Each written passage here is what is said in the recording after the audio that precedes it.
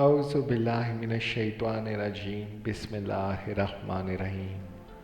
السلام علیکم پیارے دوستو، آج ہم نور کا سمندر پڑھیں گے، جو وہ ہیں جو ہم سب کے دلوں میں رہتے ہیں، ہمارے پیارے نبی صلی اللہ علیہ وآلہ وسلم۔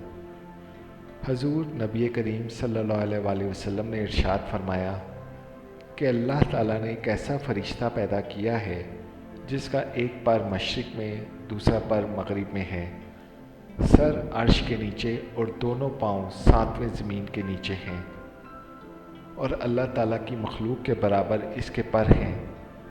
جب میری امت کا کوئی مرد یا عورت مجھ پر درود بھیجتا ہے تو اللہ تعالیٰ اس پر فرشتے کو عرش کے نیچے نور کے سمندر میں غوطہ لگانے کا حکم فرماتے ہیں۔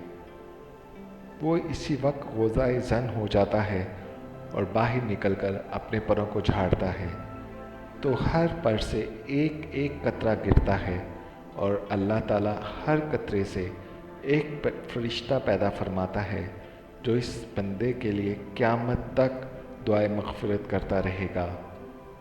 ماشاءاللہ، اللہ تعالیٰ ہمیں حضور صلی اللہ علیہ وسلم پر درود پڑھنے کی توفیق عطا فرمائے، ہمارے لیے مغفرت عطا فرمائے، ہمارے گناہوں کو معاف فرما دے۔ آمین یا رب العالمین۔